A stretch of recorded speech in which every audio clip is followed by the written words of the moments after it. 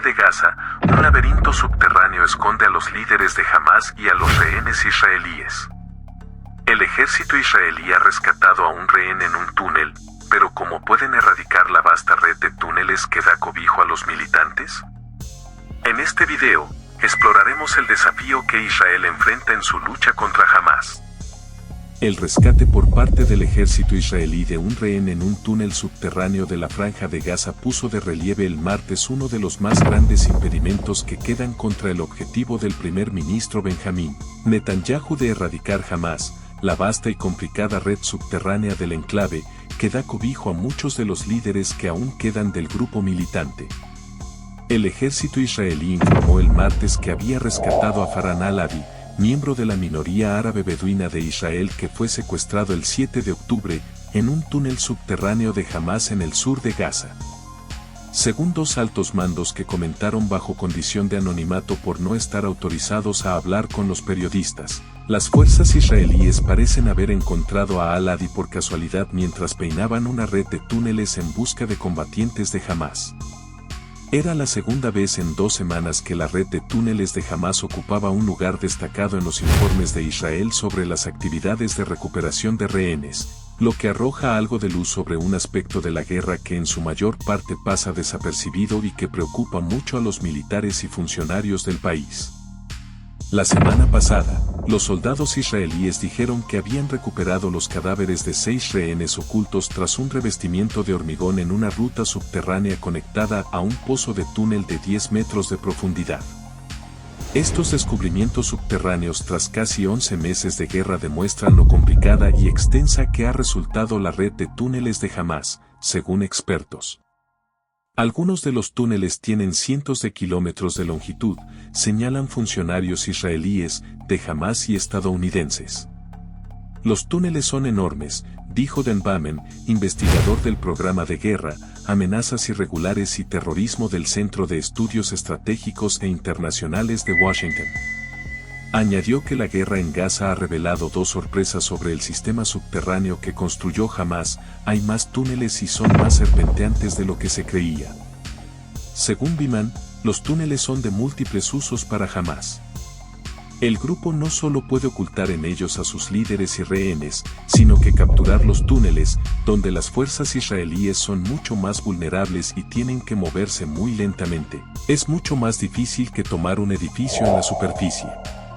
La ventaja del ejército israelí es su enorme coordinación y conocimiento de la situación, y en los túneles eso es mucho más difícil, afirmó.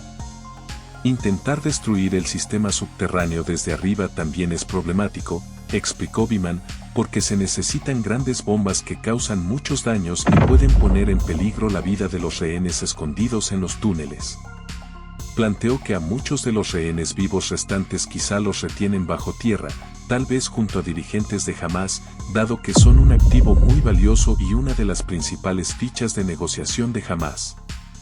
El ejército israelí ha probado varias tácticas durante la guerra para expulsar a los combatientes de Hamás a la superficie, entre ellas inundar los túneles y sellarlos, dijo James Wirtz, profesor de Asuntos de Seguridad Nacional en la Naval Postgraduate School. También explotan con regularidad las entradas de los túneles y envían perros, drones y robots a su interior para evitar arriesgar la vida de un soldado. Es horrible, afirmó Wirtz. Hay giros y salas laterales, además de trampas explosivas. Es difícil pedirle a un soldado que los inspeccione. El ejército israelí ha dicho que ya logró avanzar en la eliminación de la infraestructura subterránea de Hamás. El 15 de agosto, el ejército informó que había destruido cerca de 50 túneles en una semana y publicó imágenes de video de soldados volando madrigueras y materiales de construcción en una zona a lo largo de la frontera con Egipto que Israel llama el Corredor Filadelfia. Garantizar que esos túneles y otros no se vuelvan a construir ha sido una cuestión fundamental en las negociaciones de alto el fuego mediadas entre Israel y Hamás.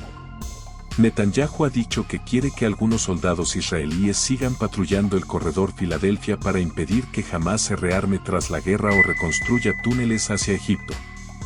Su objetivo declarado es eliminar a Hamás, sus dirigentes y su infraestructura, una misión que algunos miembros de la comunidad militar israelí han sugerido que no es realista. El ejército israelí declaró este mes que había matado a 17.000 militantes en la guerra, pero los soldados han luchado en repetidas ocasiones contra resurgimientos en zonas de Gaza que ya había declarado limpias de combatientes de Hamás. Y algunos de los principales líderes del grupo militante todavía sobreviven. En noviembre, un rehén israelí liberado relató que Yahya Sinwar, dirigente de Hamás y actual jefe político del grupo, se dirigió a un gran número de israelíes cautivos bajo tierra poco después de los atentados del 7 de octubre y les aseguró que estaban a salvo y no sufrirían ningún daño. Estados Unidos e Israel en aquella época asignaron muchos recursos a encontrar y capturar a Sinwar, y no han cejado en su intento desde entonces. En enero, comandos israelíes asaltaron un complejo de túneles en el sur de Gaza basándose en información de inteligencia que indicaba que Sinwar se ocultaba allí. Por desgracia, había abandonado el búnker subterráneo días antes y sigue en libertad.